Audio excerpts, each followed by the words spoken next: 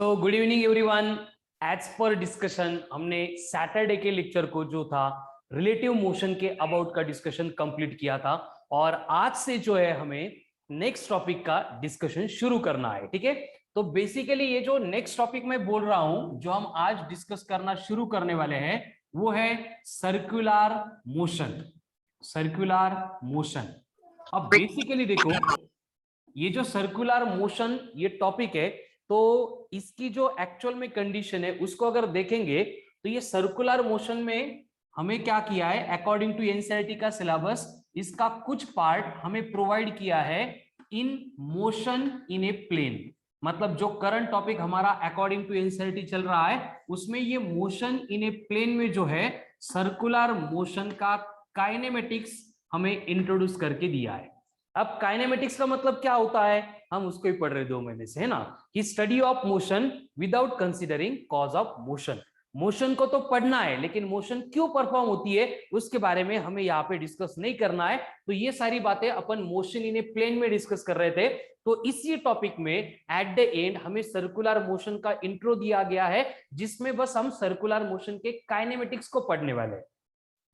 अब यहाँ पे फिर से वही बात आ रही है, काइनेमेटिक्स को पढ़ने वाले मतलब सर्कुलर मोशन में जो फोर्सेस इन्वॉल्व होते हैं उनका डिस्कशन यहाँ पे नहीं होने वाला। ठीक है, फोर्स को छोड़ के जो कुछ भी होगा सर्कुलर मोशन में वो हम यहाँ पे डिस्कस करने वाले हैं। लेकिन एनसीईआरटी ने क्या किया है कि सर्कुलर मोशन का जो भी रिमेनिंग टॉपिक है लॉज ऑफ मोशन, इसको अपन एनएलएम भी बोलते हैं, लॉज ऑफ मोशन, इस टॉपिक में जो है इसी सर्कुलर मोशन का जो डायनेमिक्स का पार्ट है, मतलब जहां पे फोर्स को इन्वॉल्व करके इंट्रोड्यूस करके या फिर कंसीडर करके स्टडी किया जाता है वो इंट्रोड्यूस करके दिया है।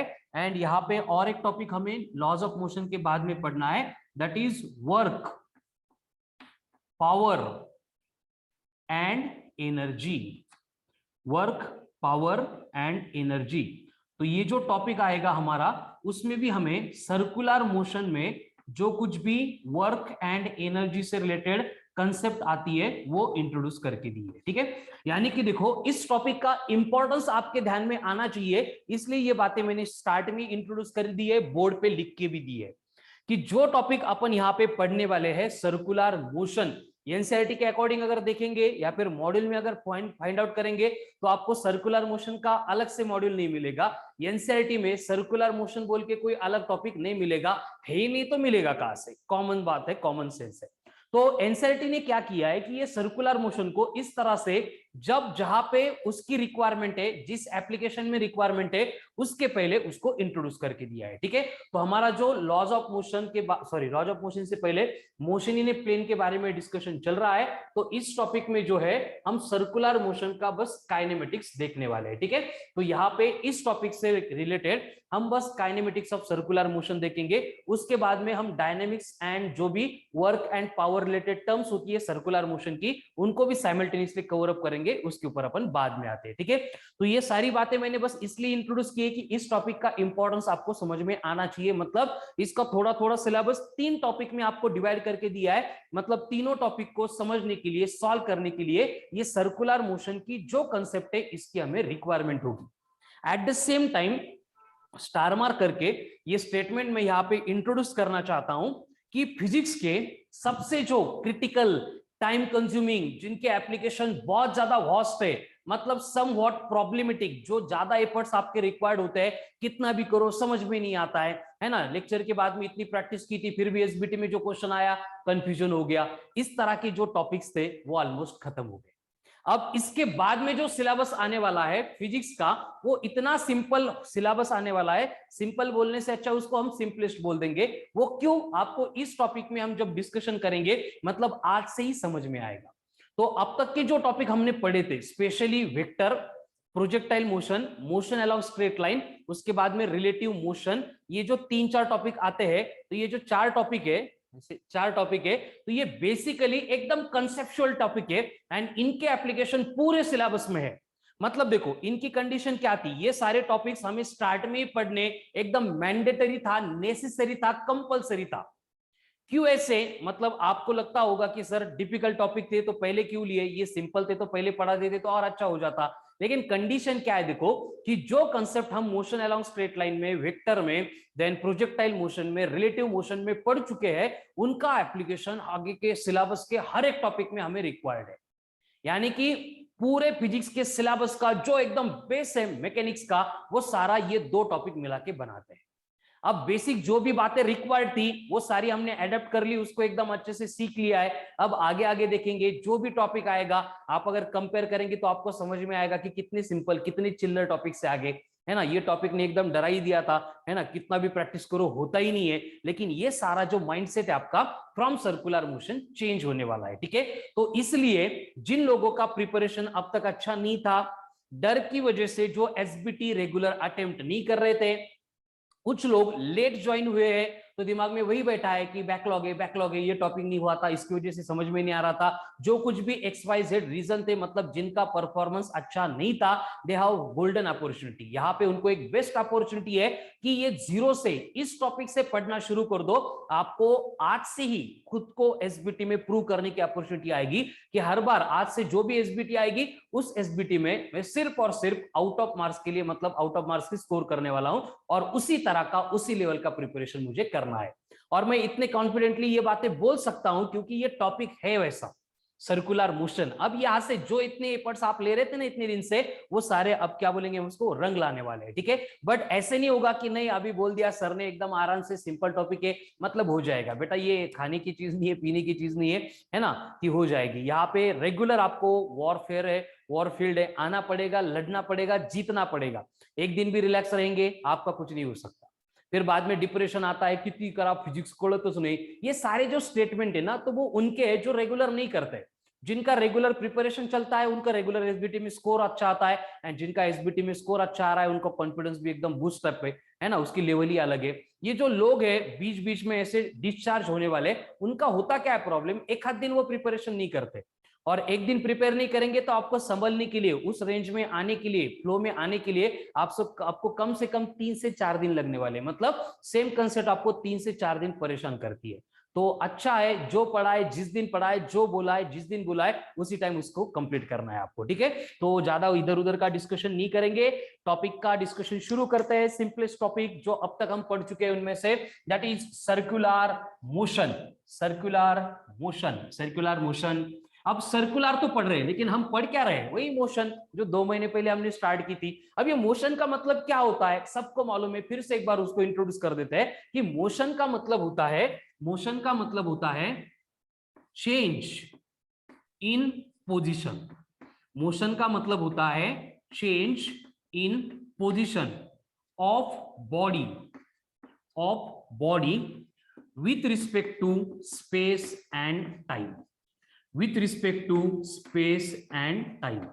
तो अब तक हमने इतनी एसबीटी दी, इतने क्वेश्चन सॉल्व किए, इतना प्रैक्टिस किया, तो ये स्पेस एंड टाइम जिसको अपन अलग लैंग्वेज में फ्रेम ऑफ रेफरेंस बोलते हैं, उससे रिलेटेड किसी को कोई कंफ्यूजन नहीं बचा है, मतलब उसकी मीनिंग अब अच्छी तरह से मालूम हो गई है। उसके बाद में पोजीशन मतलब क्या होती है, वो पोजीशन चेंज कैसे होती है ये भी हमें मालूम है, यानी कि मोशन से रिलेटेड अब कोई कंफ्यूजन नहीं, पूरा क्लियर है। जैसे मैंने मोशन बोला था, आपके ब्रेन ने आपको इनपुट दे दिया था, मोशन बोलने वाले, पूछने वाले, लिखने वाले क्या है, change in position of the body with respect to space and time. तो इस तरह का वर्क हमें हर एक कंसेप्ट के लिए करना है। उसके बाद हम मोशन के टाइप को इंट्रोड्यूस कर चुके थे, वहां पे मैंने आपको बोला था कि जो मोशन हम सिलेबस में पढ़ने वाले हैं उसमें फर्स्ट मोशन आने वाली है, and that will be the translational motion. Translational motion. अब ये ट्रांसलेशनल मोशन में वर्ड में ही उसकी मीनिंग छिपी हुई है, हमें समझ में आता है कि बॉडी जो है वो ट्रांसलेट होने वाली है एक पोजीशन से दूसरे पोजीशन तक। मतलब लेक्चर में लिखते लिखते, बोलते बोलते मैं इधर से उधर चक्कर मारता रहता हूं, मतलब मैं खुद को क्या करता हूं, ट्रांसलेट करता हूं। अब यहाँ पे था, अब चलते हुए मैं यहाँ पे आ गया, मतलब मैं खुद मेरी बॉडी को ट्रांसलेट कर रहा हूं। ऐसे अगर हमें दिख रहा है, समझ में आ रहा है कि बॉडी एक जगह से उठ के दूसरी जगह पे जा रही है, एक्चुअल ट्रांसलेट हो रही है, तो उस टाइप के मोशन को बोला जाता है ट्रांसलेशनल मोशन। फिर हमने डिसाइड किया था कि ये ट्रांसलेशनल मोशन को भी अपन 2 पार्ट में पढ़ेंगे। एक होगी रेक्टिलिनियर मोशन, अब रेक्टिलिनियर मोशन मतलब क्या होगा कि बॉडी जो मूव होने वाली है, it have to move along straight line path only, उसको अपना पाथ बेंड करने की, चेंज करने की अपॉर्चुनिटी हम नहीं देंगे। एक लाइन में जाना है, एक लाइन में जाते टाइम बॉडी कैसे मूव होती है, क्या क्या वहां पे उससे रिलेटेड फेनोमेनन होते हैं, वो सारी बातें अपन डिस्कस कर रहे थे। जिसके लिए हमने सेपरेट टॉपिक ही बना दिया था, that was motion along straight line, या फिर उसको अपन मोशन इन वन डायमेंशन ऐसे भी बोलते थे, जिससे रिलेटेड बहुत डिटेल में डिस्कशन हुआ था। आप सब लोगों ने मॉड्यूल में से सारे क्वेश्चन, कंसेप्ट, एप्लीकेशन भी उसके कंप्लीट किए थे, ठीक है। उसके बाद में हमने यहाँ पे दूसरी सब टाइप इस ट्रांसलेशनल मोशन की इंट्रोड्यूस की थी, दैट इज रेक्टिलिनियर के बाद में कर्वीलिनियर मोशन। एंड ये कर्वीलिनियर मोशन में यहाँ पे होता क्या है कि जो बॉडी है ट्रांसलेट तो होगी, लेकिन ट्रांसलेट होते टाइम वहां पे ऐसे कंपलसरी कंडीशन नहीं कि इसको स्ट्रेट लाइन पाथ के अलॉन्ग ही जाना है, इसको फ्रीडम है, इसको बेंड करना है वो बेंड कर सकती है, स्ट्रेट लाइन पे जाना है स्ट्रेट लाइन पे जा सकती है, प्रोजेक्टाइल के पाथ के अलॉन्ग जाना है प्रोजेक्टाइल के पाथ के अलॉन्ग जा सकती है, अगर सरकमफेरेंस ऑफ द सर्कल के अलॉन्ग मूव होना है तो सरकमफेरेंस के अलॉन्ग मूव हो सकती है। यानी ये कर्वीलिनियर मोशन को अपन वेरियस तरीके से स्टडी कर सकते हैं, लेकिन फिर भी हम उसको क्या करते हैं, दो पार्ट में स्टडी करते हैं। एक आती है जिसमें प्रोजेक्टाइल मोशन, आज सुबह सुबह सब लोगों ने प्रोजेक्टाइल को एक बार रिवाइज करके सारे फॉर्मूले की लिस्ट मुझे सेंड कर दी थी, जो है जिन्होंने सेंड नहीं की थी वो ऐसे ही है, ठीक है, उनके बारे में मैं अलग से बात करूंगा एक आध दिन। उसके बाद में प्रोजेक्टाइल के बाद में नेक्स्ट आती है, that will be the circular motion. Circular motion यानी इस सर्कुलर मोशन का अब हमें डिस्कशन करना है, ठीक है। तो ये सारी बातें मैंने यहाँ पे इंट्रोड्यूस की है, इससे मतलब इनसे रिलेटेड का डिस्कशन अपन पहले भी कर चुके हैं, लेकिन फिर भी मैं इंट्रोड्यूस कर रहा हूं। तो इस सारी बातों का एक ही कंक्लूजन होगा कि सर्कुलर मोशन जब भी बॉडी परफॉर्म करेगी, body will move from one position to another position. Circular motion perform करते टाइम बॉडी का ट्रांसलेशन होने वाला है, इसमें कोई भी मतलब फर्क नहीं पड़ेगा, कंपलसरी बॉडी एक पोजीशन से दूसरे पोजीशन पे जाने वाली है, इसलिए मैंने सर्कुलर मोशन ये ट्रांसलेशनल के अंदर यहां पे इंट्रोड्यूस करके दिया है। अब यहाँ पे कंडीशन फिर से वही हो गई, आपके दिमाग में ये चमकना चाहिए कि अगर यहाँ पे बॉडी एक जगह से दूसरे जगह पे जाने वाली है, मतलब बॉडी का क्या होने वाला है, पोजीशन चेंज होने वाली है, एंड चेंज इन पोजीशन को हम क्या बोलते हैं, मोशन। Motion, very good. या फिर change in position in particular direction को क्या बोलते हैं, डिस्प्लेसमेंट। Excellent, very good. इसका मतलब यहाँ पे भी क्या होने वाला है, जो मोशन अलोंग स्ट्रेट लाइन में होता था, जो मोशन इन ए प्लेन में होता था, जो प्रोजेक्टाइल मोशन में होता था, जो ऑब्लिक प्रोजेक्टाइल में होता था, जो अर्धवट हाफ प्रोजेक्टाइल में होता था, जो हाफ प्रोजेक्टाइल में होता था, जो रिलेटिव में होता था, मतलब बॉडी का फिर से डिस्प्लेसमेंट होने वाला है। अगर डिस्प्लेसमेंट हुआ तो उसको कुछ टाइम रिक्वायर्ड होगा, तो डिस्प्लेसमेंट को टाइम से लेट करेंगे, मतलब बॉडी की क्या होगी, वेलोसिटी होगी। फिर ये वेलोसिटी भी कभी कभी चेंज हो सकती है, तो वेलोसिटी अगर चेंज हो गई तो वहां पे क्या इंट्रोड्यूस होगा, एक्सेलरेशन। की बातें हमें इस टॉपिक में भी डिस्कस करनी है। यानी जो काइनेमेटिक्स ऑफ सर्कुलर मोशन का पार्ट आने वाला है, उसमें वही चीजें हैं, फिर से डिस्प्लेसमेंट है, फिर से एक्सेलरेशन है, फिर से वेलोसिटी है, इसको छोड़ के कुछ है ही नहीं। अब ये सारी बातें तो आप मुझे लगता है 7th स्टैंडर्ड से पढ़ रहे हैं, तो इसमें कुछ नया नहीं है। डिस्प्लेसमेंट, वेलोसिटी, एक्सेलरेशन वो एकदम से मतलब क्या बोलेंगे हम उसको, फैमिलियर है, उसमें ब्लड में आ गया है, तो उससे कुछ प्रॉब्लम नहीं होगा, ठीक है। तो इस सर्कुलर मोशन के बारे में मैंने अभी कुछ भी इसको डिफाइन भी नहीं किया है, कुछ भी नहीं है, बस वो कैसे स्टडी करना है, किससे रिलेटेड स्टडी करना है, इसलिए ये सारी बातें मैं यहाँ पे इंट्रोड्यूस कर रहा था, ठीक है। तो होता क्या है, देखो, इसको छोड़ के भी मोशन के टाइप है, जिसको अपन रोटेशनल मोशन, वाइब्रेशनल मोशन पहले भी देख चुके हैं, इंट्रोड्यूस कर चुके हैं, अभी मैं फिर से नहीं लेके आ रहा हूं इसको, जब रिस्पेक्टिव टॉपिक पढ़ेंगे तो मैं डिटेल में एक्सप्लेन कर दूंगा। तो फिर से हमें सर्कुलर मोशन के ऊपर आना है, लेकिन ये सर्कुलर मोशन समझने के लिए मैं थोड़ी सी एक इंपॉर्टेंट बात आपको यहाँ पे बोलने वाला हूं। बिफोर दैट मुझे सर्कुलर मोशन को डिफाइन करना है, तो कौन बोलेगा सर्कुलर मोशन की डेफिनेशन क्या हो सकती है, डिफाइन सर्कुलर मोशन।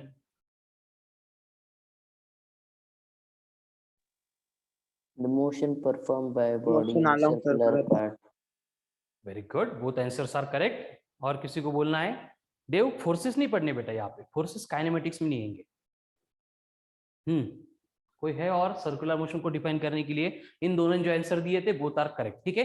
होता क्या है, देखो, सर्कुलर मोशन मतलब क्या होगा, सबसे पहले मोशन ही होगी, तो मैं यहाँ पे इंट्रोड्यूस कर देता हूं, the motion of the body. लेकिन इसका क्या स्पेशलाइजेशन क्या है, इतना अलग टॉपिक बना के क्यों पढ़ रहे हैं इसको? Motion of the body along कहां पे? Circular path. Circular path. Circular path, very good. या फिर उसको अपन ऐसे भी बोल सकते हैं, along circumference of the circle.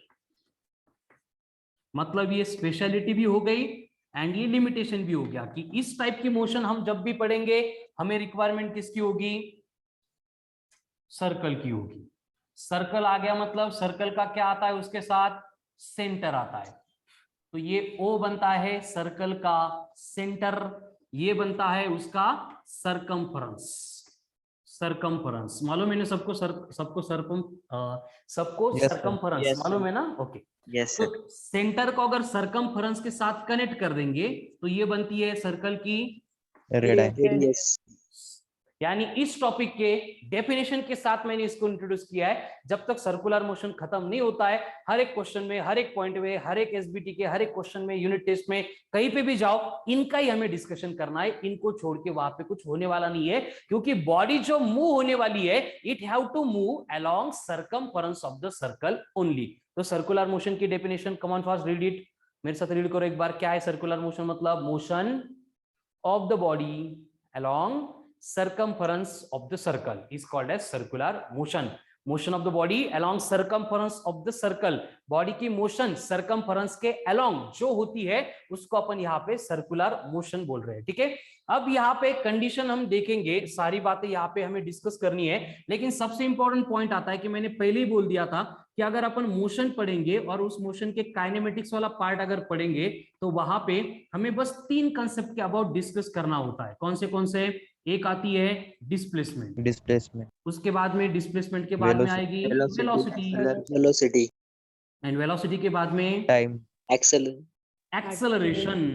तो यहाँ पे भी सर्कुलर मोशन में भी हमें जो डिस्कशन करना है काइनेमेटिक्स में, वो भी सिर्फ इन्हीं 3 कंसेप्ट के ऊपर रहेगा, डिस्प्लेसमेंट, वेलोसिटी, एक्सेलरेशन। ये पहले दिमाग में क्लियर कर लो, कुछ नया नहीं पढ़ना है, वही है जो पहले घिसी-पिटी 7 स्टैंडर्ड से बातें हमें मालूम है, उसको यहाँ पे अलग तरीके से अप्लाई करने वाले।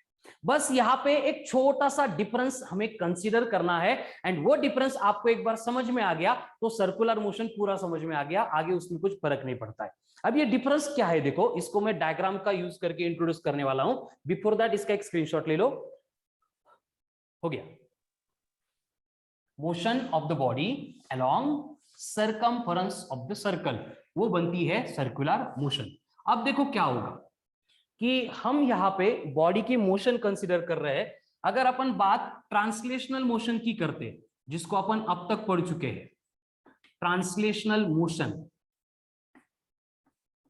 एंड उसके साथ में हमें यहाँ पे देखना है कंपेयर करके सर्कुलर मोशन को।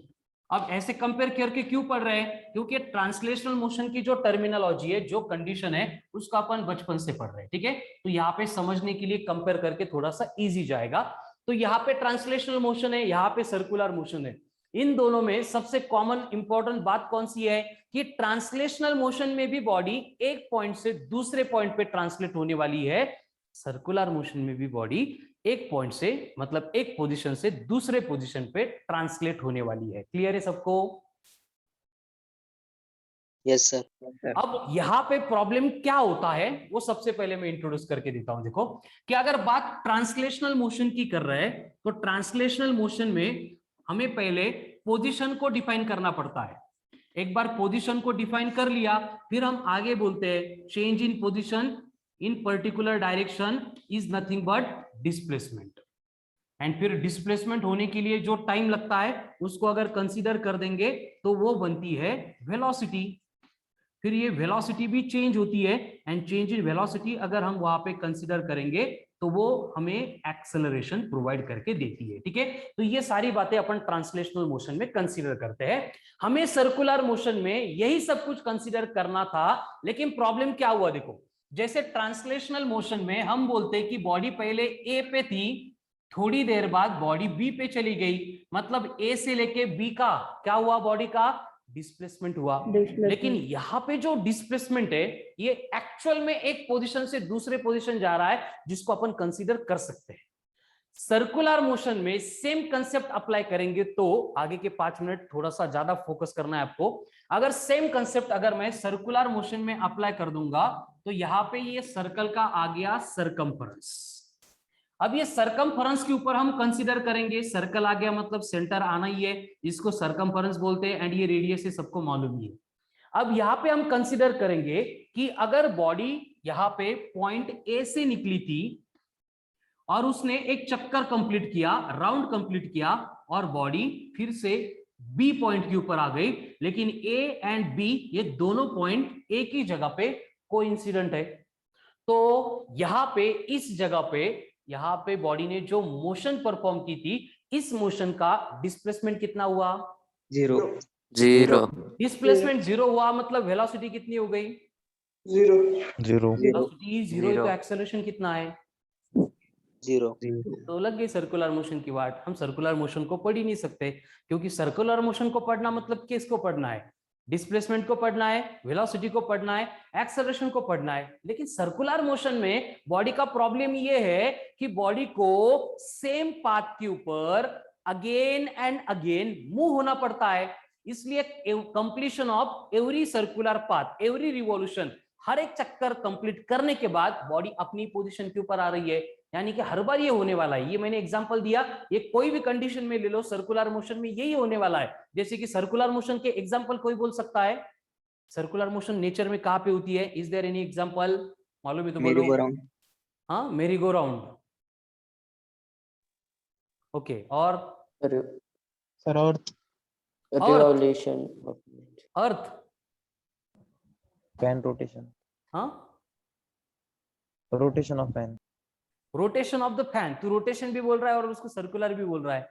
रोटेशन ऑफ द फैन थोड़ी सर्कुलर मोशन है, मेरी गो राउंड थोड़ी सर्कुलर मोशन है, अर्थ का रोटेशन थोड़ी सर्कुलर मोशन है। सारे answers vehicle of a car, हाँ, vehicle sorry wheel of a car, wheel क्या व्हीकल?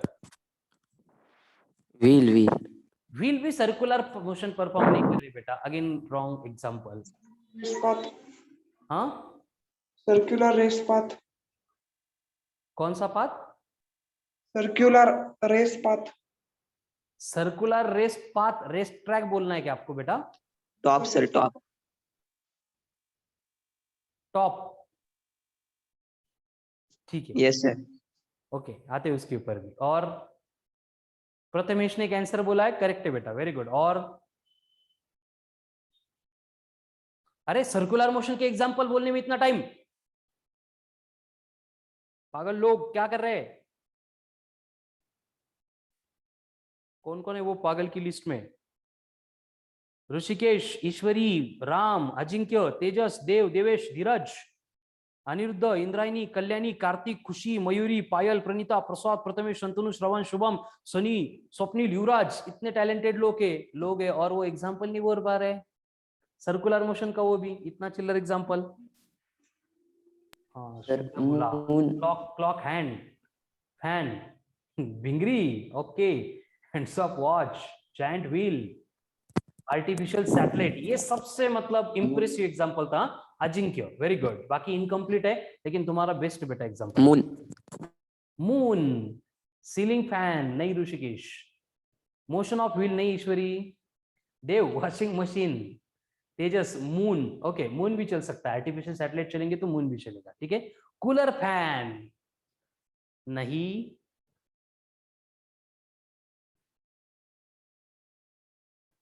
गूगल केलं असेल त्यांनी सॅटेलाइटचं, ओके।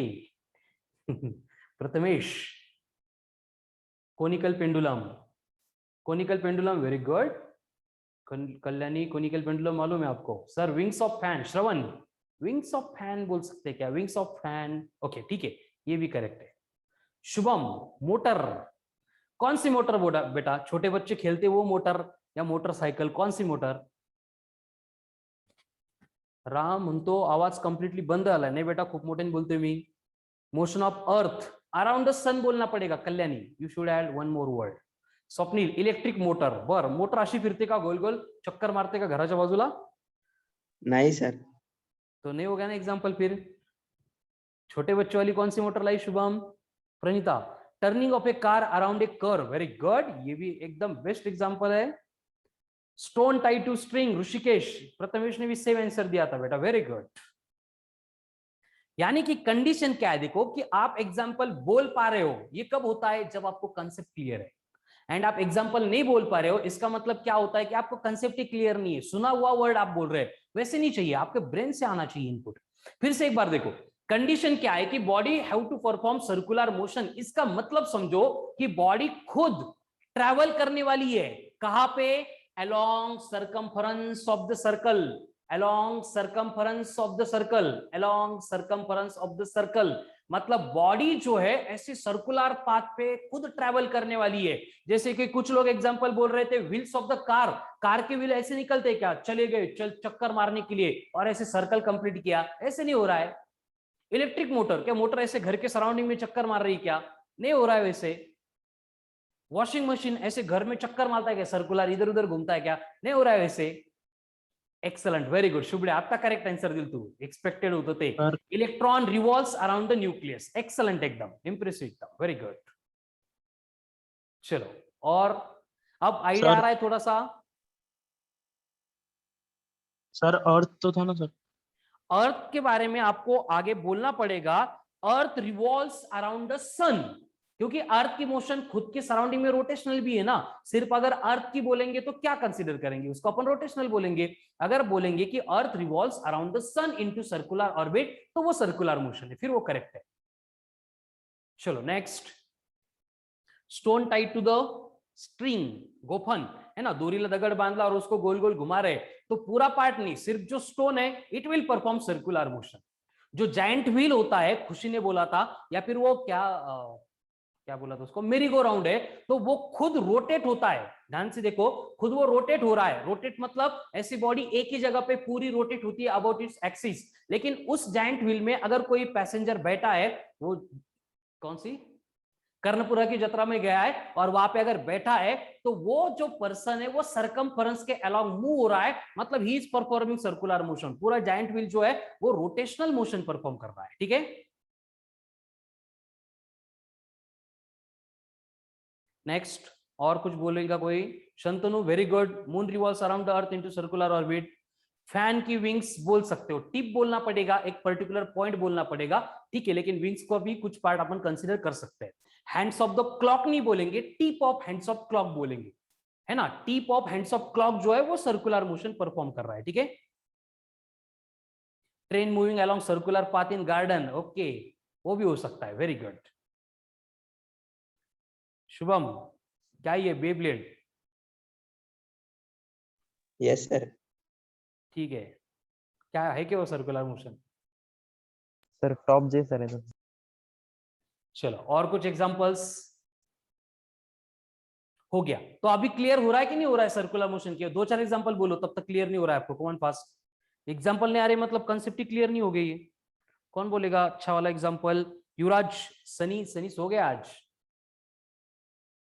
प्रणीता, पायल, राम, अजिंक्य, चलो अच्छे वाले एग्जांपल बोलो दो चार।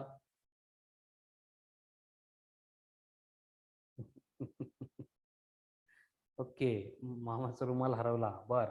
Running on circular track, very good. तो पर्सन सर्कुलर मोशन परफॉर्म कर रहा है, येस। हो रे बाबा शुभम, रुमाल हरवला, अजून काय हरवलं, मामाची पोरगी हरवली है ना, अजून जे काय असेल ते, ठीक है। चलो नेक्स्ट, और इसको छोड़ के कोई example? Electron revolves around the nucleus into circular orbit, correct है। स्पिनिंग बॉटल, बॉटल पूरी नहीं बेटा। वॉकिंग ऑन सर्कुलर ट्रैक, ये भी करेक्ट है। Spinning of top in circular motion, top को नहीं कंसीडर कर सकते, टॉप के कोई बॉडी के छोटे से पॉइंट को बोल सकते बेटा। Stone tied to the rope हो गया। मेरी गो राउंड, कल्याणी वही, मेरी गो राउंड पूरा नहीं, उसमें जो पर्सन बैठा है वो। चलो ठीक है, धीरे धीरे और क्लियर होता जाएगा, जैसे चाहिए थे, जैसे एक्सपेक्ट कर रहा था। इतने सारे टैलेंटेड लोग हैं, इतने अच्छे अच्छे आंसर रोज देते हैं। आज क्या हुआ गया, क्या हो गया क्या मालूम, लेकिन अच्छे आंसर्स नहीं आ रहे मुझे। करते हैं एडजस्ट, आगे देखेंगे, नो इश्यू, चलेगा। ओके, तो यहाँ पे देखो मेन पॉइंट के ऊपर आते हैं अपन। मैं यहाँ पे क्या बोल रहा हूं कि ट्रांसलेशनल मोशन में जो बातें हैं हम सर्कुलर मोशन में भी वही बातें डिस्कस करने वाले हैं। सर्कुलर मोशन में हमें डिस्प्लेसमेंट, वेलोसिटी, एक्सेलरेशन वही डिस्कस करना है, लेकिन यहाँ पे छोटा सा प्रॉब्लम हो रहा है, उसको समझना है आपको। 5 मिनट बोर्ड पे फोकस करना है। ये अगर प्रॉब्लम समझ में आ गया तो उसका जो सॉल्यूशन मैं बोलूंगा वही हमारा पूरा टॉपिक है, कुछ भी अलग नहीं है। होता क्या है देखो, यही आप यहाँ पे हमने देखा था, डायग्राम में मैंने एक्सप्लेन किया था कि अगर बॉडी ए से निकल के एक चक्कर मार के ए के ऊपर आ रही है, दूसरा चक्कर मार के ए के ऊपर आ रही है, ऐसे 10,000 भी चक्कर मार लिए, तो after completion of every round displacement will be zero. Displacement zero हो गया तो velocity will be zero, velocity zero हो गई तो एक्सेलरेशन विल बी जीरो। अगर सारे जीरो ही होने वाले हैं तो उस मोशन को क्या पढ़ेंगे, कैसे पढ़ेंगे और पढ़ के करेंगे क्या, ऐसा एक पार्ट यहाँ पे आता है। इसलिए हम यहाँ पे एक छोटा सा सोल्यूशन लेके आते हैं। अब ये सॉल्यूशन मतलब क्या होता है, देखो एकदम सिंपल सी बात हम यहाँ पे करते हैं कि इस तरह का जो प्रॉब्लम हो रहा था, अब आगे जो सिंप्लीफिकेशन अपन करने वाले वो क्यों कर रहे हैं, उसका रीजन ध्यान से समझो। उसका रीजन ये है कि सर्कुलर मोशन में बॉडी जो है अपनी मोशन परफॉर्म कर रही है along along along same path again and again. यहाँ पे कंडीशन क्या है कि बॉडी जो है अपनी मोशन परफॉर्म कर रही है along same path again and again, and इस अगेन एंड अगेन के मोशन के पार्ट को अपन बोल सकते हैं कि body is performing repetitive motion. वही पाथ रिपीटेड हो रहा है, कोई नया है ही नहीं, कुछ नया है ही नहीं वहां पे। इसलिए हमें यहाँ पे एक छोटी सी अरेंजमेंट करनी पड़ती है, और अरेंजमेंट एकदम सिंपल है लेकिन बहुत ज्यादा इंपॉर्टेंट है। अब अरेंजमेंट हम करते क्या है, देखो कि हमें यहाँ पे ये सरकमफेरेंस है, फिर से यहाँ पे लिख देता हूं, मैंने पहले भी लिखा था, ये हमारा सरकमफेरेंस है। हमारा मतलब हमने जो सर्कल लिया था उसका सरकमफेरेंस है। अब ये सरकमफेरेंस के सेंटर में जो पॉइंट आ गया उसको सेंटर ही बोलना पड़ेगा, है ही सेंटर में। तो ये सरकमफेरेंस एंड सेंटर को कनेक्ट करने के लिए रिस्पॉन्सिबल कौन होता है, रिस्पॉन्सिबल है रेडियस। कौन है रिस्पॉन्सिबल, रेडियस। तो हमें करना क्या है, देखो एकदम सिंपल सी अरेंजमेंट करनी है कि जो कुछ भी सरकमफेरेंस के ऊपर होने वाला है, ध्यान से सुनो, जो कुछ भी सरकमफेरेंस के अलोंग होने वाला है, जो कुछ होने वाला है मतलब वहां पे बॉम्ब थोड़ी एक्सप्लोड होंगे, क्या होने वाला है, डिस्प्लेसमेंट होगा, नहीं तो वेलोसिटी होगी, नहीं तो एक्सेलरेशन होगा। यानी कि यहाँ पे kinematics of the circular motion पढ़ते टाइम जो 3 फिजिकल क्वांटिटी हमें समझनी है, एनालाइज करनी है, जो सरकमफेरेंस के ऊपर हो रही है, इसमें कोई भी डाउट नहीं है। बस ये जो प्रॉब्लम यहाँ पे आ रहा था कि एवरी सर्कुलर रोटेशन रिवॉल्यूशन के बाद में सारी जो कंसेप्ट है फिजिकल क्वांटिटी वो जीरो बन रही थी। इसलिए हम करते क्या है कि जो सरकमफेरेंस पे हो रहा है उसको with the help of radius centre पे रिप्रेजेंट करते हैं। क्या करते हैं, मैं यहाँ पे लगा तो लिख के भी देता हूं कि रीजन क्या था कि आफ्टर कंप्लीशन ऑफ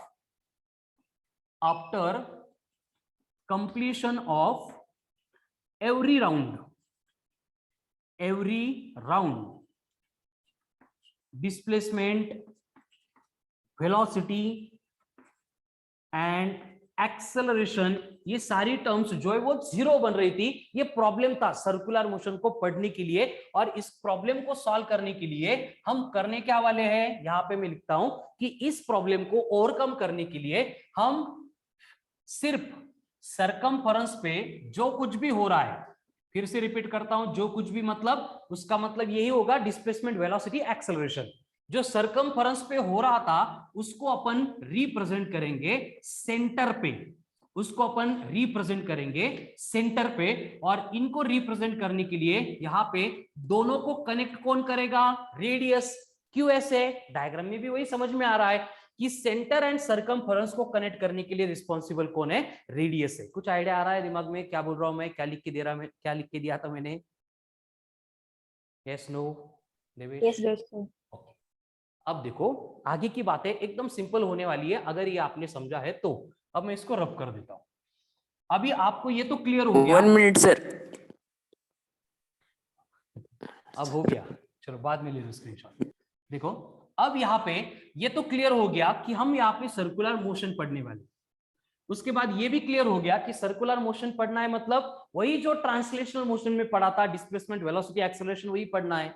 लेकिन यहाँ पे एक छोटा सा प्रॉब्लम आ रहा था। प्रॉब्लम ये है कि सर्कुलर मोशन में body have to move along same path again and again, that's why after completion of every circular path और every round displacement, velocity, acceleration zero ही बनते जा रहे थे। इसलिए हम उसको स्टडी नहीं कर पाएंगे। इसलिए हमने क्या डिसाइड किया कि सर्कुलर मोशन डिस्कस करते टाइम, स्टडी करते टाइम जो कुछ भी सरकमफेरेंस के ऊपर होने वाला है, जो कुछ भी मतलब डिस्प्लेसमेंट, वेलोसिटी, एक्सेलरेशन, उसको अपन सेंटर पे रिप्रेजेंट करेंगे। एंड सेंटर पे रिप्रेजेंट करने के लिए हमें हेल्प कौन करेगा? हमें हेल्प करेगा रेडियस। और यहाँ पे सेंटर पे रिप्रेजेंट करने के लिए हम स्पेशल एक टाइप ऑफ क्वांटिटी, जिसको हमने मेजरमेंट में सप्लीमेंटरी क्वांटिटी बोला था, उसका यूज करेंगे और वो बनेगा एंगल। अब थोड़ा सा लिंक और बढ़ जाएगा कि जो सरकमफेरेंस के ऊपर हो रहा था वो इन टर्म्स ऑफ लेंथ था पूरा डेटा। अब हम उसी डेटा को सेंटर पे रिप्रेजेंट करने जा रहे हैं with the help of radius. लेकिन वहां पे सेंटर पे लेंथ तो होगी नहीं, क्योंकि सेंटर मतलब एक पॉइंट है, तो वहां पे जो भी डिस्प्लेसमेंट होगा, वहां पे जो भी वेलोसिटी होगी, वहां पे जो भी एक्सेलरेशन होगा, उसको रिप्रेजेंट करेंगे हम इन टर्म्स ऑफ ये नई फिजिकल क्वांटिटी, जिसको अपन फंडामेंटल क्वांटिटी के साथ इंट्रोड्यूस करने के बाद सप्लीमेंटरी क्वांटिटी बोल चुके हैं, दैट इज एंगल। क्लियर? अब यहां पे होगा क्या, देखो, जैसे हमारी ट्रांसलेशनल मोशन थी, टीएम का मतलब ट्रांसलेशनल मोशन, सीएम का मतलब सर्कुलर मोशन। तो ट्रांसलेशनल मोशन में हम सबसे पहले इंट्रोड्यूस करते थे पोजीशन को। याद है ना एग्जांपल मैंने ये बोला था, फोन आ गया कहाँ पे, घर पे, तो आप एड्रेस बोलेंगे औरंगाबाद, है ना, महाराष्ट्र, इंडिया, घर का एड्रेस, इस तरह की वो बातें हम डिस्कस कर चुके थे। मतलब ट्रांसलेशनल मोशन में जो पोजीशन थी, सर्कुलर मोशन में वो पोजीशन ही रहेगी, लेकिन इन टर्म्स ऑफ एंगल रिप्रेजेंट कर रहे हैं, इसलिए ये बन जाएगी एंगुलर पोजीशन। जैसे हमने देखा था कि change in position in particular direction जो है उसको अपन डिस्प्लेसमेंट बोलते हैं। तो यहां पे क्या होगा कि सर्कुलर मोशन में भी ये एंगुलर पोजीशन चेंज होगी और वहां पे भी डिस्प्लेसमेंट होगा, लेकिन अपन उसको एंगल के फॉर्म में रिप्रेजेंट कर रहे हैं, इसलिए ये बन जाएगा एंगुलर डिस्प्लेसमेंट। यहां पे जो है हम एक्सेलरेशन पढ़ते थे, एक्सेलरेशन, और ये एक्सेलरेशन हम सर्कुलर मोशन में भी पढ़ने वाले हैं, लेकिन इन terms of angle he represent करना पड़ेगा, तो ये बन जाएगा एंगल के टर्म में है, इसलिए एंगुलर एक्सेलरेशन। मतलब कितनी सिंपल बात है, देखो एकदम स्ट्रेट फॉरवर्ड। जो ट्रांसलेशनल मोशन में टर्मिनोलॉजी है हमें वही पढ़नी है, बस हमने एक चेंज किया। क्यों किया था मैंने रीजन बोल दिया, और चेंज हमने क्या किया वही ये देखो। जैसे कि फॉर एग्जांपल आपको बोला गया है कि ये सर्कल है, सर्कल का ये सेंटर है, और बॉडी इनिशियली ए के ऊपर थी, थोड़ी देर बाद बॉडी बी के ऊपर चली गई, लेकिन हमने अब डिसाइड किया है कि सर्कुलर मोशन में जो सरकमफेरेंस के ऊपर होता है उसको अपन सेंटर पे रिप्रेजेंट करते हैं, इसलिए हम क्या करेंगे, ये ओ से लेके ए को कनेक्ट करेंगे, तो ओ ए बनेगी फर्स्ट पोजीशन यानी फर्स्ट एंगुलर पोजीशन, उसके बाद में ओ बी बनेगी नेक्स्ट एंगुलर पोजीशन। तो पार्टिकल सरकमफेरेंस के ऊपर मूव होगा ए से लेके बी तक, लेकिन हम उसको रिप्रेजेंट करने वाले सेंटर पे, और दोनों भी केस में हमें रिप्रेजेंट करने के लिए हेल्प कौन कर रहा है, रेडियस। इसलिए हम क्या करते हैं, ये ओ से लेके ए तक की जो लाइन है इसको हम पोजीशन वेक्टर बोलते हैं। अब ये पोजीशन वेक्टर मतलब क्या है, इसके बारे में पहले अपन डिस्कस कर चुके हैं, ठीक है। अब ओबी जो है वो भी क्या होगा, पोजीशन वेक्टर ही होगा, बस ओए बनेगा ए की पोजीशन वेक्टर एंड ओबी बनेगा बी की पोजीशन वेक्टर। तो ये जो पोजीशन वेक्टर यहां से यहां तक चेंज हुआ, इसने कुछ एंगल यहां पे ट्रेस किया होगा, तो ये एंगल जो ट्रेस हुआ है उसको बोला जाएगा as a angular displacement. Condition क्या है, देखो एक्चुअल में पार्टिकल ए से लेके बी तक जा रहा है, मतलब यहां पे ये एस इतना डिस्प्लेसमेंट हुआ है, लीनियर वाला जो अपन इन जनरल डिस्कस करते हैं, ठीक है। यहां पे मैंने वेलोसिटी को छोड़ दिया, एडजस्ट कर लेते हैं, ठीक है। ये वेलोसिटी यहां पे आएगी, एंड यहां पे वेलोसिटी से रिलेटेड कौन आएगा, फिर एंगुलर वेलोसिटी हो जाता है फॉर्म में, है ना। चलो, तो यहां पे क्या हो गया कि जो डिस्प्लेसमेंट अपन इन जनरल स्टडी करते थे, change in position of the body with respect to space and time, वही हो गया। ए से लेकर तो बॉडी बी तक चली गई, मतलब बॉडी ने अपनी पोजीशन चेंज कर ली, मतलब डिस्प्लेसमेंट हुआ, इसको अपन एस बोलते थे, ये एस है। मैंने क्या किया, वही डिस्प्लेसमेंट रेडियस का यूज करके इन टर्म्स ऑफ एंगल सेंटर पे रिप्रेजेंट कर दिया, तो वो बन गया एंगुलर डिस्प्लेसमेंट। अब इसमें से इसको कन्वर्ट करने के लिए रिस्पॉन्सिबल रेडियस थी, इसलिए इनका रिलेशन होता है S equal to R into theta, ठीक है। यहां पे फिर से लिखता हूं मैं, S equals to R into theta, where S का मतलब होगा डिस्प्लेसमेंट जो कहां पे हो रहा है, सरकमफरेंस पे। थीटा का मतलब होगा एंगुलर डिस्प्लेसमेंट जो कहां पे हो रहा है, सेंटर पे। दोनों को कनेक्ट करने वाला रेडियस है। यानी कि यहां पे अगर इसकी थोड़ा सा डीप में जाएंगे, रिलेट करेंगे, तो जो लीनियर डिस्प्लेसमेंट है वही एंगुलर डिस्प्लेसमेंट है, बस उसको कनेक्ट करने वाला रेडियस बीच में आ रहा है, इसलिए formula S equals to R theta बन रहा है। उसी तरह से हमें मालूम है कि इस पार्टिकल को A से लेके B तक जाने के लिए कुछ ना कुछ टाइम लगा होगा, और वो टाइम अगर कंसीडर करेंगे तो हमें यहाँ पे वेलोसिटी मिलती है। उसी तरह से ये जो एंगल डिस्क्राइब हुआ था, ये एंगल को डिस्क्राइब करने के लिए भी कुछ ना कुछ टाइम लगा होगा, तो वहां पे एंगल को अगर कंसीडर करेंगे तो हमें ओमेगा मिल जाएगा। ओमेगा मतलब क्या होगा, अब एंगुलर वेलोसिटी होगी। अब यहाँ पे देखो, ये जो ट्रांसलेशनल मोशन वाली वेलोसिटी हम पढ़ते थे, उसका फॉर्मूला था displacement upon time, yes upon T. उसी तरह से जब अपन ये एंगुलर वेलोसिटी पढ़ने वाले हैं, तो यहाँ पे ओमेगा का फॉर्मूला बनेगा थीटा अपॉन टी, हो गया। फिर से बात वही है कि जो एक्चुअल बॉडी की वेलोसिटी है वो सरकमफरेंस पे है, लेकिन सर्कुलर मोशन पढ़ते टाइम हमने डिसाइड किया है कि जो सरकमफरेंस पे होगा उसको अपन सेंटर पे रिप्रेजेंट करेंगे with the help of radius. इसलिए इन दोनों को मुझे रिलेट करना पड़ेगा, और इनका जो रिलेशन है वो होता है V equals to R into omega. इसका मतलब V एंड ओमेगा अलग नहीं है, सेम ही है, और उनको कनेक्ट कौन कर रहा है, R कर रहा है। वेयर R मतलब कौन, रेडियस। देखो डायग्राम में भी रेडियस ही कनेक्ट कर रहा है, ये सेंटर, ये सरकमफरेंस। ये फिजिकल क्वांटिटी के अगर फॉर्मूले देखेंगे तो V, ये ओमेगा, रिलेट कौन कर रहा है, R ही कर रहा है। अगर और थोड़ा आगे बढ़ेंगे, एक्सेलरेशन की बात करेंगे, तो हमें मालूम है कि ये वेलोसिटी आगे जाके चेंज होने वाली है, तो ये चेंज इन वेलोसिटी जो है उसको अगर टाइम के साथ कंसीडर करेंगे तो ये बन गया एक्सेलरेशन। उसी तरह से यहां पे भी क्या होगा कि ये जो एंगुलर वेलोसिटी है ये भी चेंज होगी, तो ये चेंज इन एंगुलर वेलोसिटी को अगर टाइम के साथ रिलेट करेंगे तो मुझे यहाँ पे एंगुलर एक्सेलरेशन मिलेगा, जिसको मैं अल्फा से डिनोट कर रहा हूं। फिर से वही बात होगी कि इन दोनों को कनेक्ट करने के लिए रिस्पॉन्सिबल कौन है, रेडियस है, यानी इनका रिलेशन मुझे मिल जाएगा A equals to R into alpha. Board पे जो कुछ भी लिखा है एकदम जी जान से उसको मतलब देखो, समझो। ये अगर क्लियर हो गया तो आपको बहुत मतलब बहुत सिंप्लीफाई होने वाला है आगे का टॉपिक।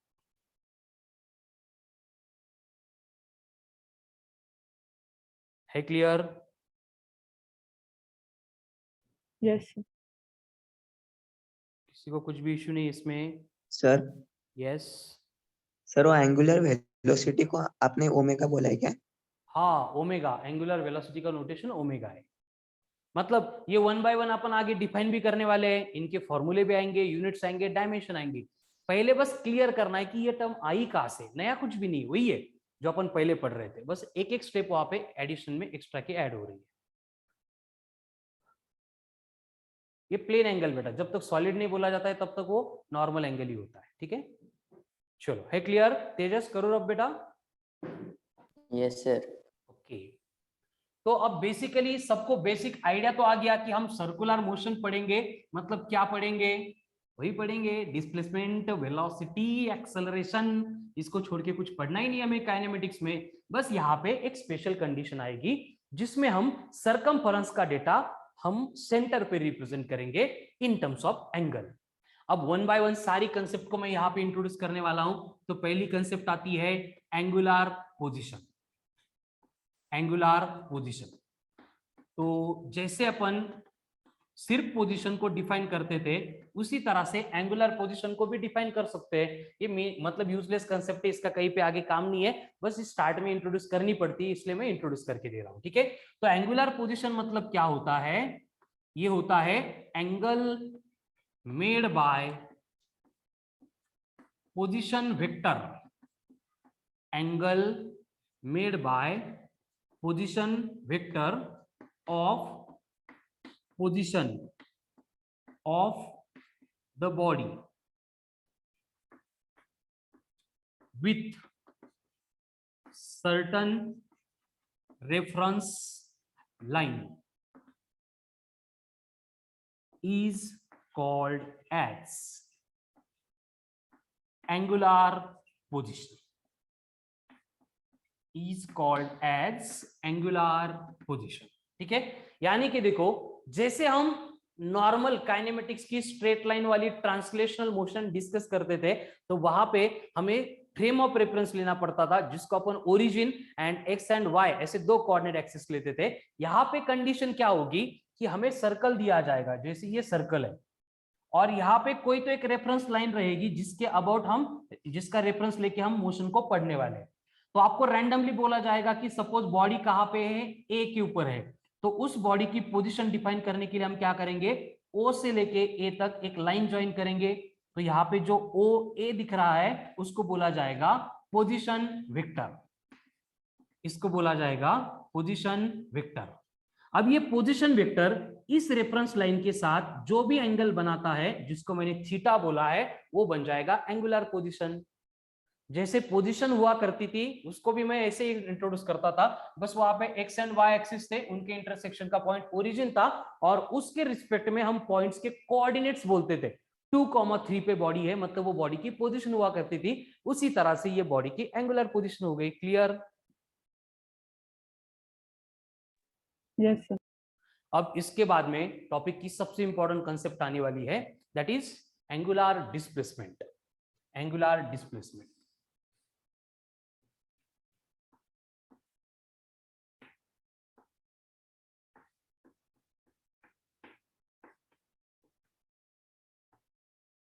अब ये एंगुलर डिस्प्लेसमेंट है, इसको मैं डेल थीटा से या फिर थीटा से भी डिनोट कर सकता हूं, कोई फर्क नहीं पड़ेगा। ठीक है, अब एंगुलर डिस्प्लेसमेंट मतलब क्या होगा, ये होगा एंगल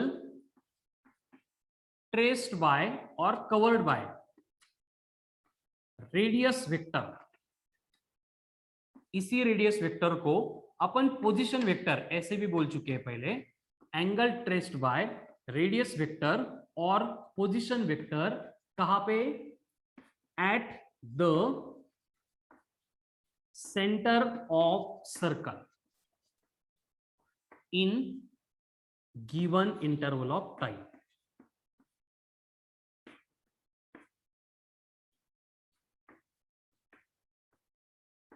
ठीक है, उसको बोला जाएगा एंगुलर डिस्प्लेसमेंट। यानी देखो फिर से यहां पे एक सर्कुलर पाथ आएगा, आपको बोला जाएगा कि ये सेंटर है ओ, इनिशियली बॉडी ए के ऊपर है, तो ये ओ ए बन गया position vector.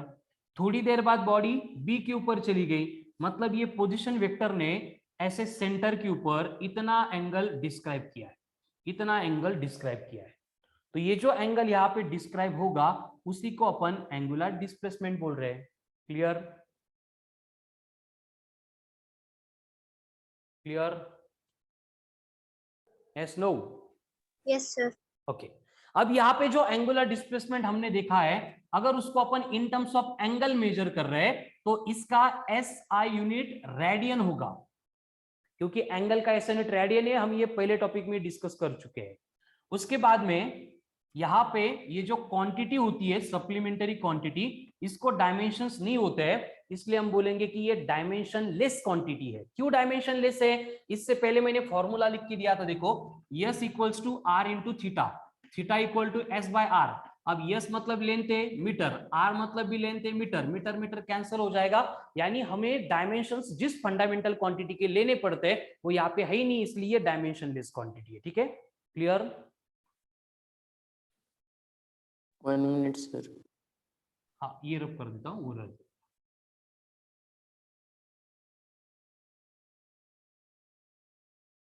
Angular displacement. Clear clear clear? Sir Yes, sir. Yes? Sir वो डेल्टा है या फिर यस है? ये डेल्टा थीटा, ऐसे अल्फा होता है ना, अल्फा बीटा होता है, गामा होता है, उसी तरह से ये डेल्टा होता है, डेल्टा ग्रीक अल्फाबेट है। Yes sir. ओके, चलो। हाँ Swapnil, yes, radian plane angle का यूनिट है, बराबर। अब देखो यहाँ पे ये जो एंगुलर डिस्प्लेसमेंट अपन डिस्कस कर रहे थे, इसका एक्चुअल में फॉर्मूला आप 9th 10th के ज्योमेट्री में पढ़ चुके हैं। एंगल इज इक्वल्स टू, आपने पढ़ा था क्या होता है, arc length upon radius. Radius वही है, कुछ भी नया नहीं है। यानी कि ये एंगल अगर थीटा है, जिसको अपन एंगुलर डिस्प्लेसमेंट बोल रहे हैं, तो ये आता है arc length S upon radius R. तो ये एंगुलर डिस्प्लेसमेंट कैलकुलेट करने का बेसिक फॉर्मूला है। एंड यहाँ पे एक स्टार मार्क करके पॉइंट में लिख के दे रहा हूं, आगे आगे ये और अच्छे से समझ में आएगा।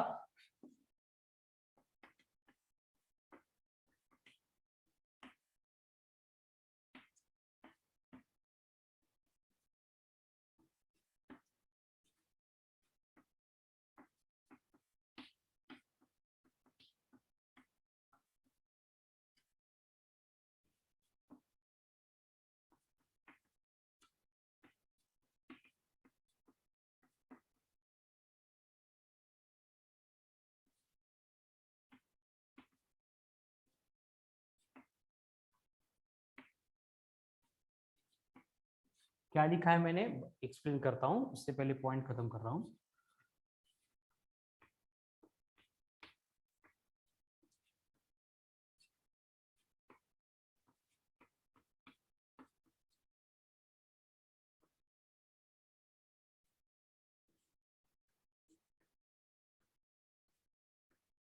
क्या लिखा है मैंने, देखो एक बार रीड करके, कुछ आइडिया आ रहा है क्या, कुछ समझ में आ रहा है क्या?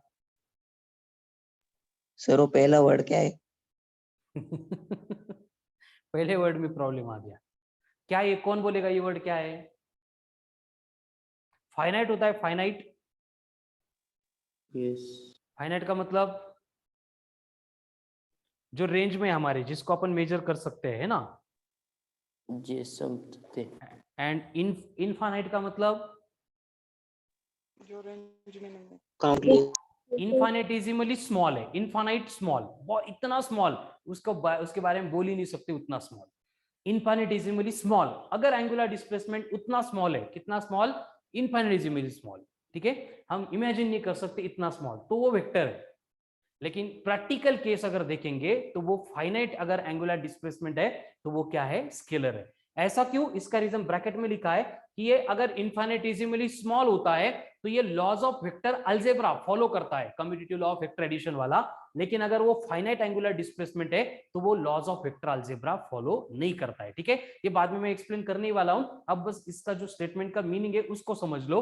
तो मुझे बोलो, एंगुलर डिस्प्लेसमेंट स्केलर है या वेक्टर है?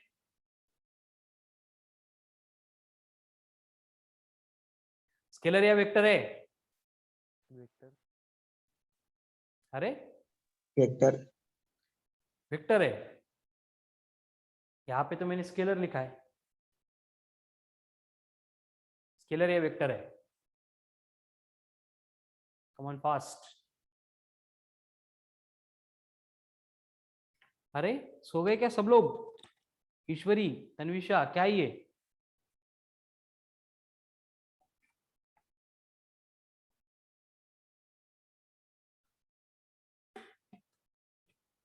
Good morning Devesh. Angular displacement scalar है या वेक्टर है? वेक्टर। ना वेक्टर ना स्केलर, दोनों भी है। सुनो ध्यान से, यही उसका आंसर है, यही पढ़ के बोलना था। If it is a infinitesimally small, then it will be a vector. If it is a finite, then it will be a scalar.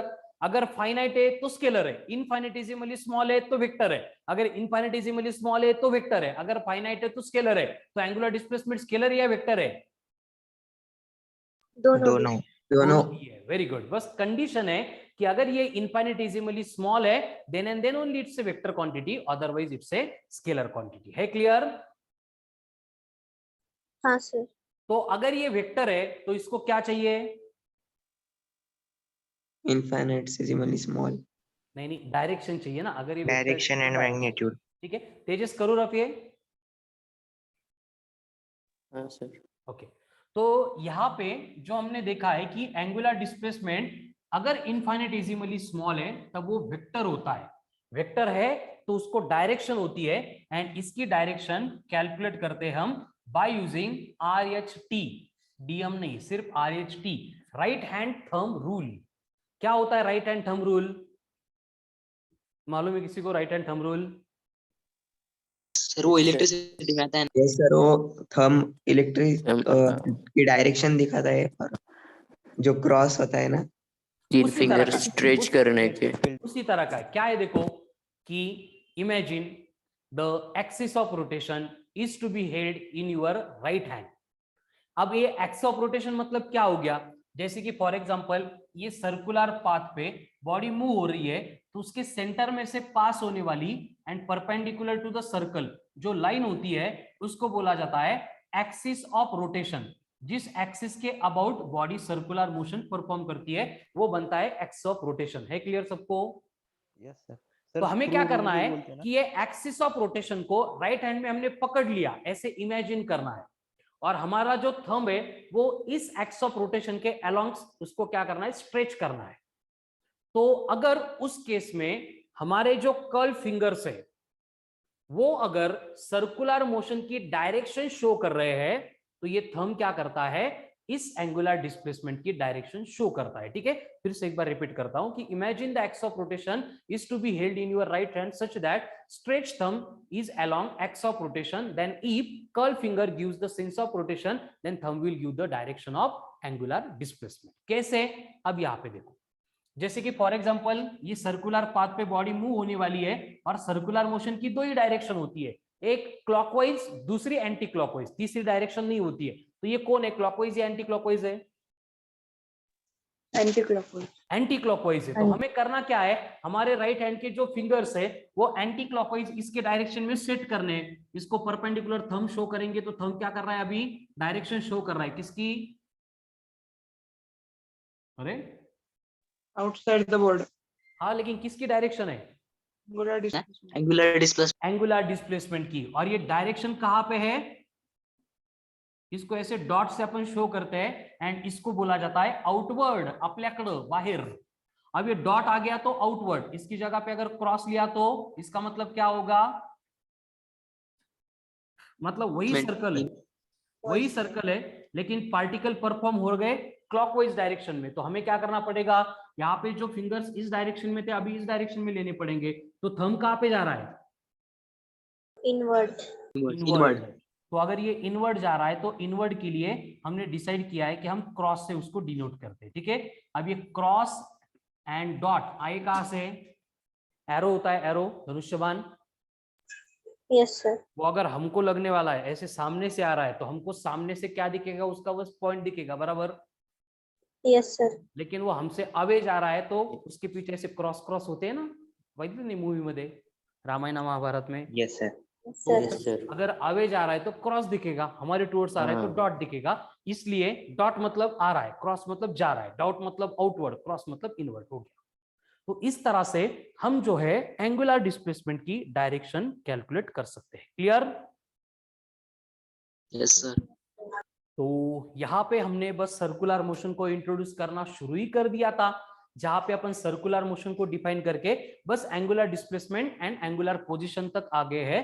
इसके बाद में जो टर्म्स आती है, angular velocity, angular acceleration, periodic time, frequency, uniform circular motion and related part, that will continue on tomorrow's lecture. ठीक है, सो सबसे पहला क्वेश्चन